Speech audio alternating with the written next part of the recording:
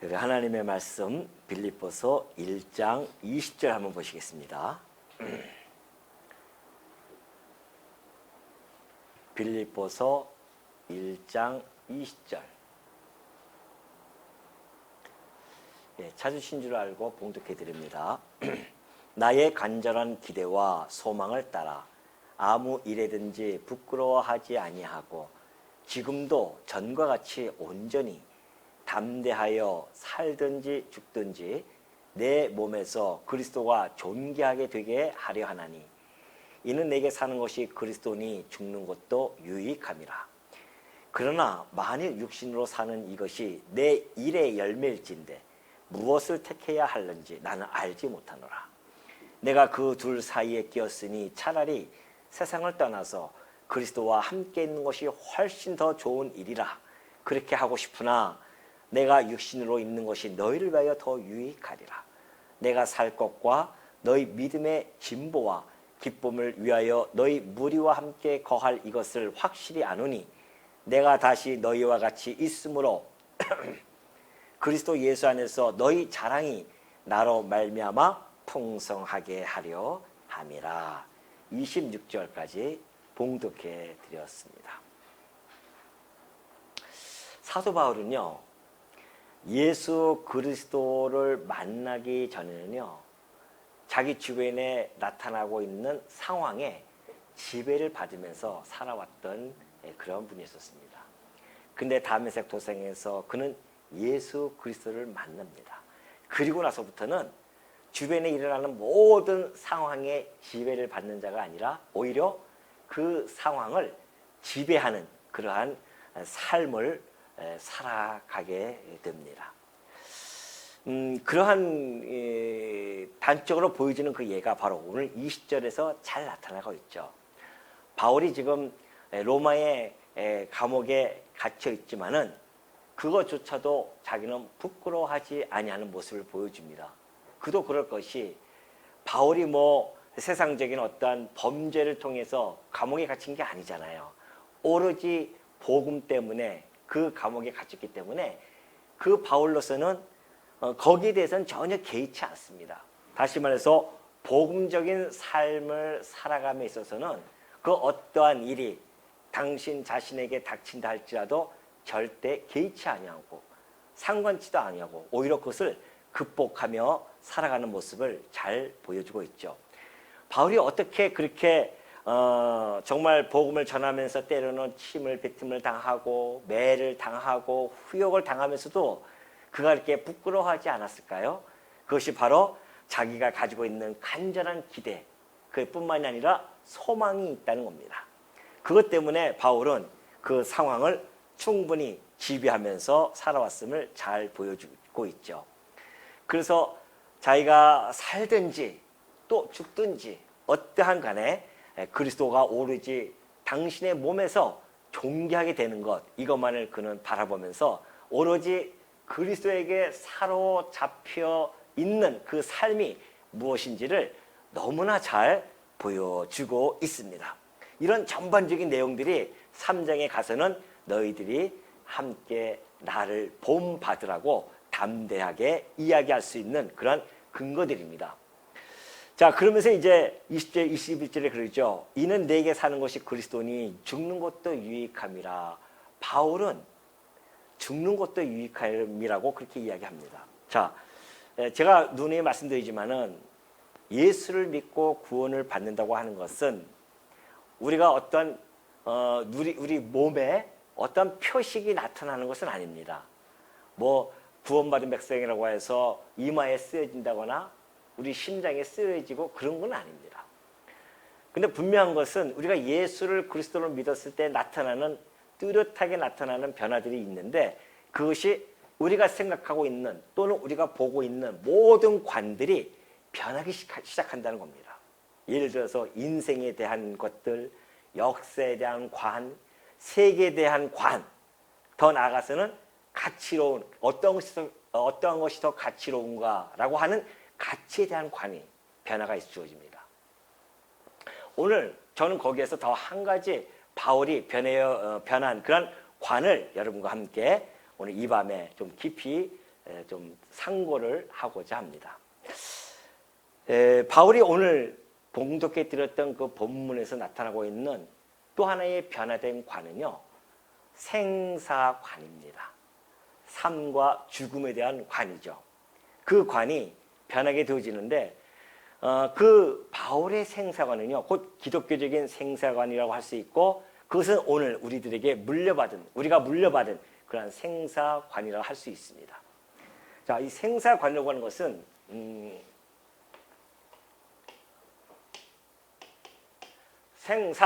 생사이죠. 삶과 죽음에 대한 그러한 관점이 세상에서 보는 관점과 성도가 보는 관점이 전혀 다릅니다. 이제 우리가 그걸 이제 살펴볼 것인데, 먼저 이 세상에서 살펴보는 관점, 그러니까 삶과 죽음에 대한 관점을 이야기할 때는요, 예를 들어서 한 가지를 묻습니다. 당신네들은 생이 줬어, 사가 줬어 라고 이야기한다고 한다면, 제 생각입니다. 제 프로테이지, 제가 가지고 있는 프로테이지인데, 그 프로테이지 한 99%는 다들 사가 아니라 생이겠죠. 그러죠. 이런 부등식을 사용할 겁니다. 우리는 당연히 삶이라고 사는 것이 우리에겐 더 좋은 것이지, 죽는 것은 부정적으로 보인단 말입니다. 그건 싫다는 거죠. 왜 그들이 이 죽음에 대해서 싫은 그런 생각을 가지고 있냐면은, 사후 세계에 대한 미지성 때문에 그래요. 내가 죽은 다음에 어떠한 일이 벌어질지는 아무도 모른단 말이죠. 왜? 경험한 세계가 아니기 때문에. 그러니까 불안한 거예요. 그러니까 그들은 차라리 눈에 보이고 경험할 수 있는 이 세상, 비록 내가 개똥밭에 굴러다닌다 할지라도 나는 이 생에서 살고 싶다고 하는 그런 생사관을 가지고 있는 자들이 세상 속에 속한 사람입니다. 그래서 그들은 죽기를 되게 싫어해요. 그래서 죽기를 무서워합니다. 그래서 평생 종노릇하면서 살아가요. 이 사망에게.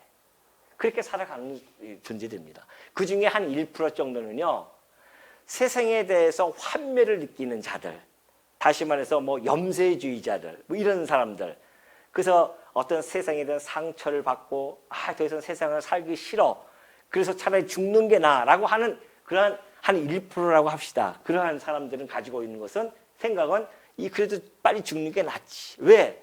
살아봤자 고통스러우니까. 세상을 탈피하고자 하는 마음을 가지고 죽음을 바라봅니다. 그것이 바로 그들이 가지고 있는 생사관이었습니다.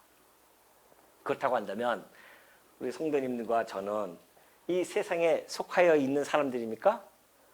아니죠. 우리는 여기서 부름을 받았어요. 예수 그리스도의 부름을 받고 세상에서 바로 성도라고 하는 이 교회, 이 회중으로서 우리는 부름을 받았습니다. 에클레시아란 말이죠. 세상으로부터 불러서 모인 그러한 족속, 그것이 바로 성도입니다. 거룩히 구별되어진 자들이에요. 어디서부터요? 세상으로부터 구별되어진 자들입니다. 그렇다고 한다면 세상이 바라보는 생사관과 우리 성도가 바라보는 생사관은 전혀 다를 수밖에 없지 않습니까? 오늘 우리는 이것을 한번 살펴보고자 합니다. 자, 성도가 가지고 있는 이 생사관은요, 적어도 부등식으로 표현하자고 한다면 죽어도 유익하다. 바울이 가지고 있는 겁니다. 지금 바울이 가지고 있는 생사관을 중심으로 해서 우리도 함께 그 바울을 본받고 싶어하는 마음속에서 함께 편승해서 좀 한번 생각해 보자는 겁니다. 자, 우리도 역시 바울이 지금 생과 사의 갈림길에서 그가 가지고 있는 생각은 나는 죽어도 유익하다. 그렇게 이야기합니다. 여기까지 안 가더라도 우리 성도들 입장에서 봤을 때는 최소한 아주 작은 그러한 확률을 가지고 있다, 접근한다 할지라도 우리는 이거죠. 살아도 좋고 죽어도 좋다. 죽으면 좋지만 우리는 이 살아도 좋고 죽어도 좋다고 하는 이런 부등식을 우리는 사용할 수가 있을 것입니다. 이것이 성도가 가지고 있는 생사관이에요. 그럼 왜 우리는 이러한 생사관을 가질 수 있는가? 거기에 대한 근거가 있어야 될 거 아닙니까? 세상 사람들은 죽음에 대한 그 이유에 대한 것을 알 수가 없기 때문에 그들은 그런 생각을 할 수밖에 없겠지만은 성도들은 죽음 이후의 모든 세계를 우리는 이 말씀을 통해서 충분히 인지하고 있습니다. 그걸 다시 한번 우리가 한번 살펴보겠습니다. 왜 우리는 이러한 생각을 가질 수밖에 없는지를 다시 한번 살펴보자는 것이죠. 첫 번째입니다. 그것이 바로 고린도후서 5장 1절에 나타납니다. 만일 땅에 있는 우리의 장막집이 무너지면 하나님께서 지으신 집, 곧 손으로 지은 것이 아니요 하늘에 있는 영원한 집이 우리에게 있는 줄 아느니라. 바울은요 고린도 성도들에게 편지를 보내면서 우리 육신의 몸을 갖다가 장막으로 그렇게 잘 비유를 해서 표현해주고 있어요. 그러니까 우리의 이 몸이 만약에 죽으면 그런 뜻이에요. 그러면 하나님께서 지으신 집, 곧 손으로 지은 것이 아니라 하늘에 있는 영원한 집 우리에게 있다.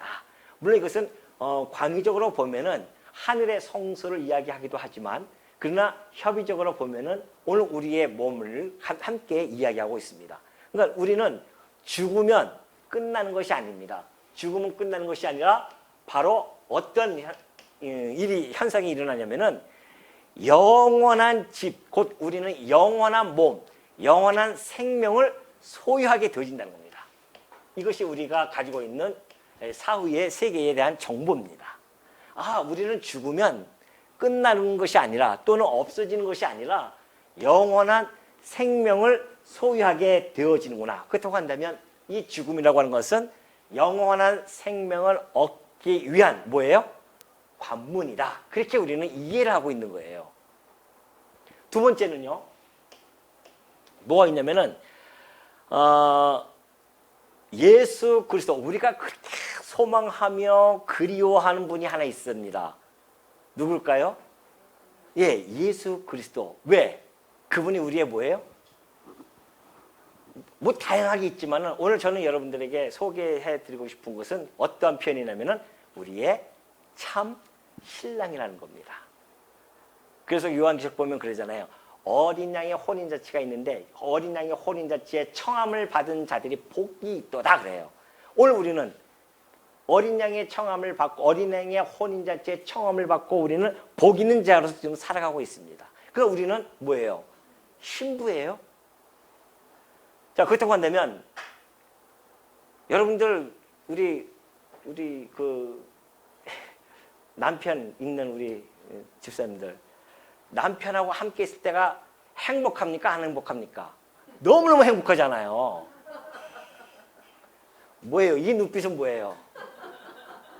뭐 강력하게 그냥 거부하는 그런 눈빛은 뭐냐고요? 남편 모습에 행복하지 않다고요? 저는 우리 집사람이 늘 그냥 행복한 눈빛으로 저를 함께 있으면 너무 행복해하는 모습을 좀 봅니다. 물론 제가 이제 직접 물어본 건 아니고 관심법에 의해서 내가 한번 이렇게 본 거예요. 관심법을 봤을 때 그런 것 같아요, 눈빛이. 저건 이제 내가 이제 물론 그렇게 생각하는 것인데 하여튼 뭐 남편하고 있을 때 너무 좀 시간이 많이 흘렀으니까 초창으로 다시 넘어갑시다. 연애할 때 막 너무 함께 있고 싶은 거예요. 왜? 그 사람이 나를 사랑한다는 것을 알고 있으니까. 너무 사랑해 주니까. 너무 행복하지 않습니까?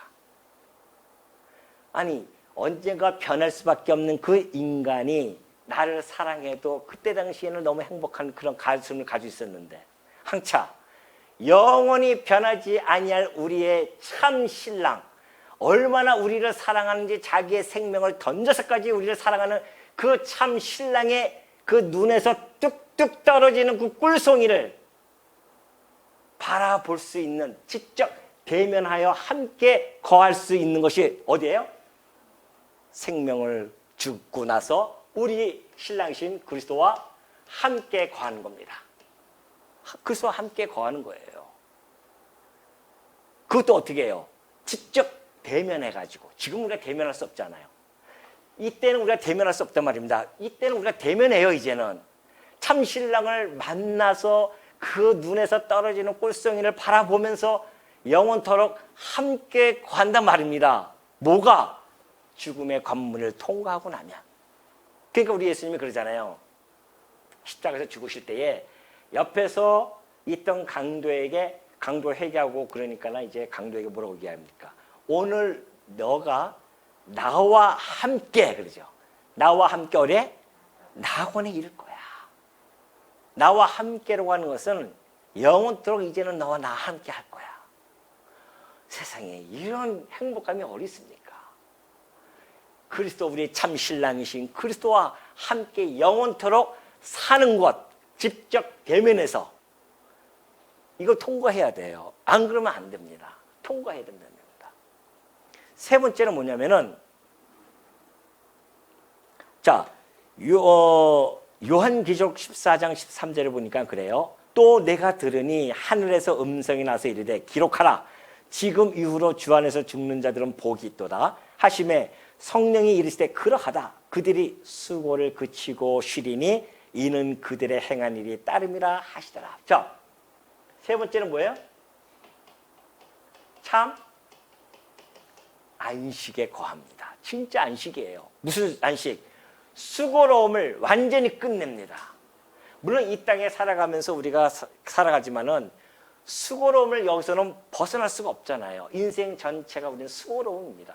아침에 일어나서 세수하는 것도 수고로움이고, 밥 한 끼 먹자고 열심히 한 2시간 준비해가지고 한 5분이면 끝나는 그 식사. 다른 분은 2시간씩 안 걸립니까? 모르겠어요. 저는 2시간씩 걸리면서 한 5분이면 딱 끝나요, 우리는. 그렇게 수고로움을 하는 이 세상에서 그 수고로움을 끝내고 어떻게 해요? 참 안식을 거한단 말입니다. 네 번째는 또 있어요. 자, 디모데후서 4장 7절에 보니까 나는 선한 싸움을 싸우고 나의 달려갈 길을 마치고 믿음을 지켰으니 이제 후로는 나를 위하여 의의 면류관이 예비되었으므로 주 곧 의로우신 재판장이 그날에 내게 주실 것이며 내게만 아니라 주의 나타나심을 사모하는 모든 자에게 도니라. 뭘 주셔요? 뭘 주세요? 의의 면류관. 의의 면류관. 우리가 이 땅에 운동 선수들이 제일 갖고 싶은 곳이 뭡니까? 금메달 아닙니까? 네? 마라톤 선수들이 달려가면서 마지막 결승전에 제일 먼저 도착하는 자들이 쓰는 그 화가 면류관 있잖아요. 그걸 위해서 그 긴 시간을, 보통 사람은 달리지 못하는 그 긴 시간을 심장이 터질 것 같은 그런 고통을 느끼면서 달려가는 거 아닙니까? 그래서 1등에서 거기서 면류관을 탁 쓸 때의 그 기쁨과 즐거움은 이루 말할 수가 없어요. 오늘 우리가 이 땅에 살아가면서 우리의 달려갈 길을 지금 가고 있는 중이죠. 달려갈 길을 간다 말입니다. 열심히 뛰어가요. 우리의 심장이 터질 듯한 그런 고난과 고통이 우리에게 있다 할지라도 우리는 오로지 우리에게 예배해 주신 의의 면류관을 바라보면서 달려가는 자들이에요. 이 생을 살아가다가 드디어 이 관문을 통과하고 의의 면류관을 쓰게 되어지는 이 소망이, 이 간절한 기대가 바울에게도 있었지만은 오늘 이 시간에 있는 여러분과 저도 동일한 기대와 소망이 있는 거 아니겠습니까? 그렇다고 한다면 어때요? 이들은 이것을 모르니까 심판만 기다리고 있어요. 그나마 심판이 기다린단 말입니다. 그리고 불과 유황의 불이 타오르는 그 못, 곧 둘째 사망이 기다리고 있어요. 근데 그걸 몰라요. 그러니까 지금 두려우니까 여기서 자기의 삶을 다 올인하려고 합니다. 끌려갈까 봐 얼마나 애쓰는지 몰라요. 오직 하면 그런 노래가 만들어집니까? 90세에 데리고 오면은 아니야 나 아직도 못 간다고 전해달라고 막 소리 지르고 그러지 않습니까? 우리는 안 그래요. 성도는 죽으면 이것이 너무도 확실하게 우리에게는 믿음을 가지고 있잖아요. 그러니까 우리는 어떻게 해요? 죽어도 사실은 죽으면 유익한 겁니다. 더 사시면 뭐 하시려고요? 죽으면 얼마나 이런 엄청난 것을 우리는 지금 우리가 앞에 기다리고 있단 말입니다. 여러분들이 펜트하우스를 하나 샀어요. 한 한 50평짜리 펜트하우스가 있다고 칩시다. 이제 그 공사하고 있어요. 지금은 비록 내가 초가집에 산다 할지라도 오늘 밤에 비가 와서 비가 그 초가집에 흘러내리지만은 그것 때문에 괴로워하는 사람 있어요?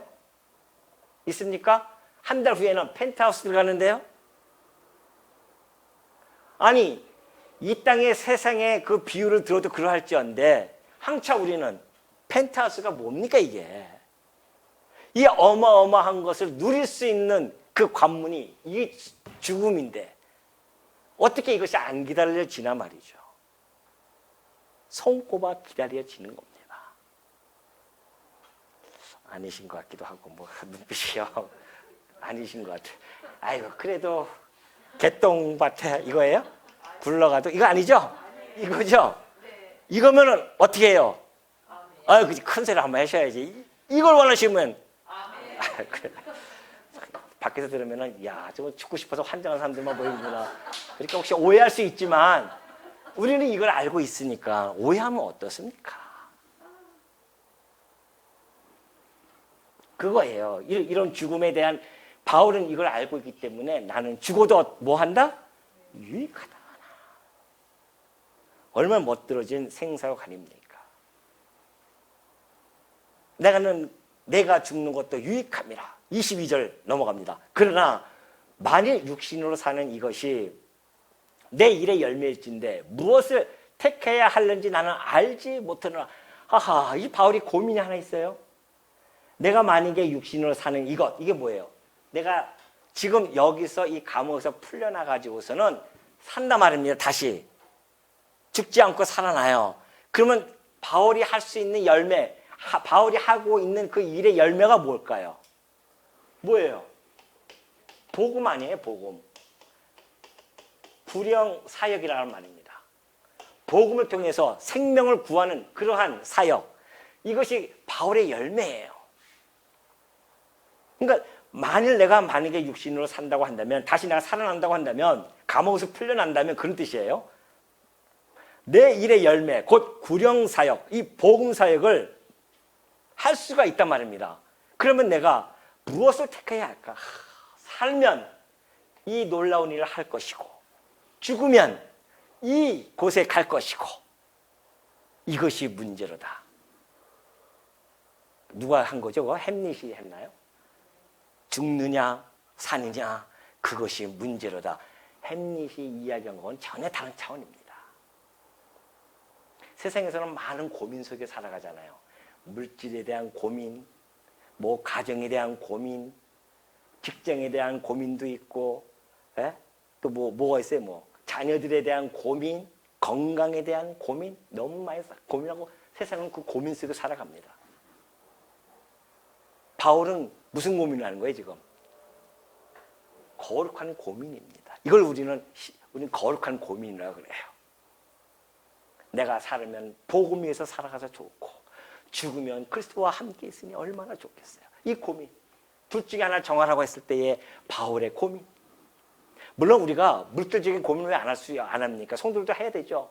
근데 우리가 물질적인 고민과 세상에서 사는 물질적인 고민은 전혀 다릅니다. 세상에서는요, 이 돈을 내가 어떻게든지 벌어가지고 나도 한번 보란 듯이 어떻게 해요?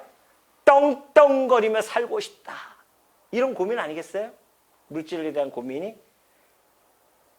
그리고 내가 직장에서 고민도 빨리 내가 한 단계 올라가줘서는 좀 명예도 없고 나도 좀 보란 듯이 야 이놈아 일로 와봐 좀 하고 싶은 거예요. 권력을 좀 한번. 그런 고민이란 말입니다. 자녀들은 너희는 이만 공부 잘해가지고 출세해야 돼. 그래야 아빠 엄마가 좀 어깨 피고 살아. 그런 고민 아니겠어요? 내가 빨리 건강해야 골프도 치러 가고 뭐 놀러도 가고 얼마나 좋겠냐. 이런 고민 속에 살아가는 겁니다. 세상은.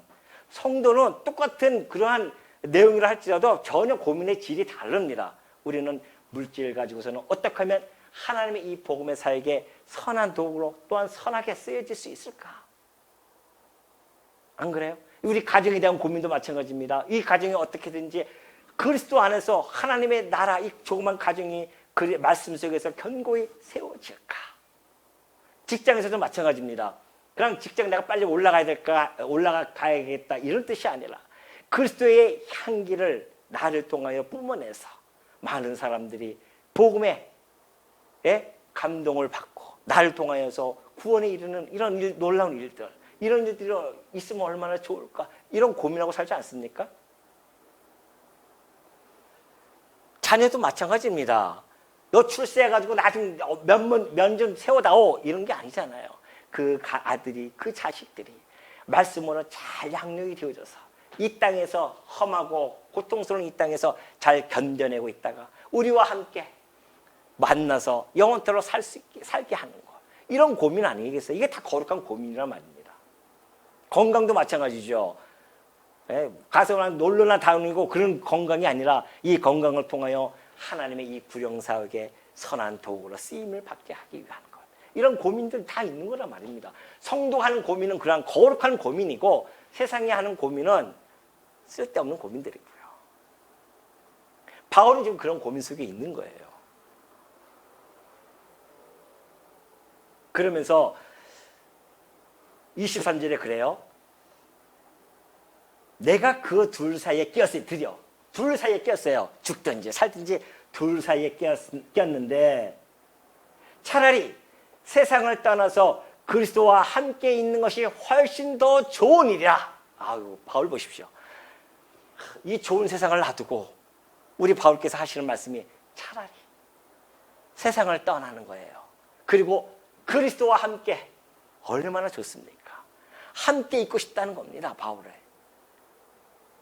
그러니 바울은 지금 여기에 더 강해요. 강렬해요, 이쪽이.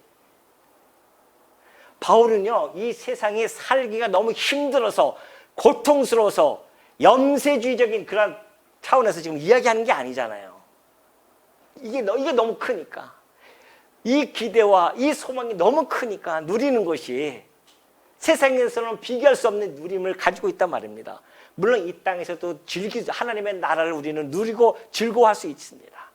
그러나 직접 가서 대면하는 거하고는 전혀 다르잖아요, 차원이. 여기서는 우리가 소망하면서 누리는 것이고, 여기서는 완전히 소망이 아니라 직접 대면하면서 우리 누리는 것이고요. 그러니 바울로 입장에서는 차라리 둘 중에 하나 택하라고 한다면 나는 이걸 택하고 싶다는 겁니다. 우리 성도님들도 바울과 같은 그런 심정을 가지고 있을 줄 저는 믿습니다. 그러죠? 차라리 죽는 게 차라리 죽는 것보다는 뭐라 그랬어요? 참 잘 해야지 또 오해하실라. 차라리 세상을 떠나서 그리스도와 함께 있는 것이 훨씬 더 좋은 일이라 그렇게 하고 싶으나. 자, 이게 여기서 반전이 들어가야 됩니다. 세상 사람들은 그래가지고서는 자기 스스로 목숨을 끊기도 극단적인 생각을 갖기도 하잖아요. 바울은 자기가 스스로 그런 극단적인 생각을 하는 게 아니라 외부로부터 와서 내가 죽으면 그것도 좋다는 겁니다. 그러나 만약에 살 길과 둘 중에 하나를 갖다 택하라고 한다면 이것이 더 좋지만, 그러나 뭐예요? 이것은 지금 무슨 생각이에요? 사실은 자기의 이기적인 생각입니다. 바울이 이기적인 생각이었어요. 내가 죽으면 차라리 좋겠다. 그러나 바울은 곧바로 마음을 다졌습니다. 그래서 반전이 들어가요. 그러나 싶으나, 그렇게 하고 싶으나 내가 육신으로 있는 것이 너희를 위하여 더 유익하리라. 완전히 다시 이타주의적인 삶으로 확 돌았습니다. 난 차라리 죽는 게 낫다. 그러나 내가 사는 것은 너희들에게, 내게 유익이 있는 것이 아니라 누구에게 유익이 있어요? 성도들에게, 교회에 유익이 있다는 겁니다. 그래서 나는 죽을 수 없다는 거예요. 그래서 나는 이걸 택할 수밖에 없다. 왜? 자기는 이기적인 것보다 이타적인 그러한 삶을 추구하는 거란 말입니다. 너희를 위하여 내가 더 유익하리라. 여러분, 이 고린도전서 한번 볼게요. 고린도전서 10장 33절을 보면은 바울이 가지고 있는 이 사상은요, 일관됩니다. 고린도 성도들에게도 이렇게 보냈어요. 나와 같이 모든 일에 모든 사람을 기쁘게 하여 자신의 유익을 구하지 아니하고 많은 사람의 유익을 구하여 그들로 구원을 받게 하라. 바울이 이 고린도전서 10장 33절을 하기 전에 먼저 31절에 나타나는 것이 있습니다. 그것은 너희들이 먹든지 마시든지 하나님의 영광을 위하여 하라. 31절에서 먼저 그 얘기를 해요. 그리고 32절에 넘어가면서 헬라인이든지 유대인이라든지 교회에 너희들이 거치는 자가 되지 말라. 그렇게 이야기해요. 교회에서 거치는 자가 되지 말라요. 혹시 누가 나 때문에 넘어지면 어떡할까? 노심초사해야 됩니다. 그러면서 33절에 나온 거예요. 나와 같이 바울처럼 모든 일이에요. 모든 일, 모든 사람을 기쁘게 하여 자신의 유익을 구하지 아니하고. 얼마나 이타주의적입니까? 자신의 유익을 구하는 것은 이기적이잖아요. 근데 이타적이에요. 많은 사람의 유익을 위하여 그들로 구원을 받게 하라. 이 세상에 있는 모든 사람들은 오로지 자기 중심적으로 살아갑니다. 뭘 가지고요? 육신의 정욕과 안목의 정욕과 이생의 자랑을 추구하면서 살아갑니다. 철저히 자기 중심적, 철저히 이기적인 삶입니다. 성도는 그게 아니라는 거죠. 철저히 이타적입니다. 그것도 자기 자신의 유익이 아니라 많은 사람을 기쁘게 하는 삶, 많은 사람의 유익을 위해서. 세상 사람들이 이해를 못하죠. 아니 내가 무슨 놈의 기쁨 주냐? 기쁨이나 남에게 왜 기쁨을 주고 살아야 되느냐? 그렇게 생각할 수 있단 말입니다. 그러나 성도는 아니에요. 왜? 우리 머리 되신 그리스도께서, 우리의 참 신랑 되신 그리스도께서 우리를 기쁘게 하시려고 그 높은 영광된 자리를 박차고 내려오셨단 말입니다. 누가? 우리의 머리께서, 우리의 왕이. 당신을 기쁘게 하려는 것이 아니라 당신의 백성을 기쁘게 하라고. 바울은 그리스도의 삶을 철저히 쫓아가는 자였었습니다. 그래서 이걸 이야기하는 거예요. 지금 바울이 이야기한 것은 다 그리스도의 삶을 빗대어서 이야기하는 겁니다. 자기는 그리스도를 뒤쫓아가는 자들이고, 이제 3장에 보면 너희들도 나를 본받아라. 그 이야기를 하는 거거든요. 내가 그리스도를 향해서 가듯이 너희들도 나를 본받아서 함께 그리스도를 향해서 가자. 어떻게? 그리스도께서 자기의 삶을 버리고 남을 섬기며 살아왔듯이, 남을 섬기면서 기쁨을 주었듯이, 성도라고 하면 무릇 그와 지체에 되어진 자라고 한다면 자기 유익을, 자기 기쁨을 위해서 살아가는 자들이 아니라는 겁니다. 이것이 얼마나 성숙한 이야기입니까? 세상에서 이해할 수 없는 이야기예요. 지금 교회에서만이 통용될 수 있는 이야기란 말이죠. 오늘 여러분들이 왜 예배당에 모여서 우리가 함께 예배를 드립니까? 나의 유익을 위해서요? 아니에요. 주일날 올 때 그런 생각을 쌍그리 벗어버리십시오. 아유, 내가 오늘 섬김을 받아야겠다. 다들 그런 생각 안 하시잖아요. 우리 성도님들은. 섬겨야겠다. 오늘 누구에게 내가 유익을 줄 수 있을까? 오늘 누구에게 내가 기쁨을 줄 수 있을까? 이러면서 우리가 교회당으로 오는 겁니다. 주일날. 그 기쁜 마음으로. 오늘은 우리 집사님 어느 분 보니까 요즘 힘드신 것 같아. 그분에게 오늘 기쁨을 좀 줘야겠다. 그분에게 유익을 줘야겠다. 그래서 와서 정말 따뜻하게 손 한번 잡아주고 한번 안아주고, 예? 가서 마시는 것도 좀 한번 사드리고. 그 돈 쓴다고 망하지 않습니다. 쓰는 것만큼 주셔요. 저는 그걸 철저히 내가 그걸 갖다가 살아오면서 하나님이, 그래서 내가 기도할 때 그냥 기도한 것이 아닙니다. 필요한 거 채워주신다고 하셨사오니. 지금까지 진짜 저는 뒤돌아보면서 하나님의 그 크신 은혜, 필요한 것마다 다 채워주시는데 기가 막히게 채워주시고 살아왔어요. 지금까지. 그걸 몸소 살아왔기 때문에 제가 힘있게 기도할 수 있는 겁니다. 그 연보 좀 더 몇 개 한다고 다 망하는 거 아닙니다. 왜 웃으세요, 죄송해요. 걱정하지 마세요. 우리 아버지께서 이 전능자세요. 손이 짧아서 우리를 못 도와주고 계십니까? 아니라니까요. 우리의 마음가짐을 보고 계시는 겁니다, 지금. 그러니 남을 기쁘게, 우리 성도들을 위해서 기쁘게 살아간다고 하는 그 자체가 얼마나 기쁨입니까? 받는 것보다 주는 자가 더 행복하고 복이 있다고 우리 주님이 직접 가르쳐 주신 말씀입니다.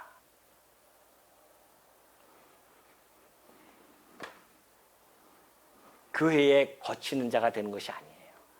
오히려 교회 오면 흔한 저분만 보면 다 싫어. 사람들이 피하고 문제가 있는 거 아니겠어요? 그러면 왜 그럴까요 도대체? 왜 저것들이 왜 그럴까? 이렇게 생각하지 마시고 혹시 나한테 내가 혹시 거치는 돌이 되는 건 아닌가? 이런 생각을 빨리 하셔야 됩니다. 그래서 내가 정말 저들에게 유익을 줄 수 있는 것, 기쁨을 줄 수 있는 것, 여기부터 출발되어지는 것이 교회의 모습입니다. 얼마나 아름다운 모습이겠어요, 그게. 바울은 그걸 계속해서 지금 우리들에게 전달해 주고 있는 거예요. 그러면서 내가 25절 내가 살 것과 너희 믿음의 진보와 기쁨을 위하여 너희 무리와 함께 거할 이것을 확실히 아노니 내가 다시 너희와 같이 있으므로 그리스도 예수 안에서 너희 자랑이 나로 말미암아 풍성하게 하려 함이라. 보십시오. 내가 살면은 너희들에게 유익이 있는데 어떻게 해요? 믿음의 진보가 일어나요. 바울이 가가지고서는 복음을 전해주면서 그들에게 믿음이 점점 믿음이 진보가 일어날 뿐만이 아니라 그들의 기쁨도 증진이 되어진단 말입니다. 이게 우리 성도들의 모습 아니겠어요? 내가 가는 곳에 우리 후배들이 믿음의 진보가 일어나고 기쁨이 증진되어지면 최고 잘하는 겁니다. 그리스도의 지체로서 그 사명을 제일 잘 감당하고 있는 것입니다.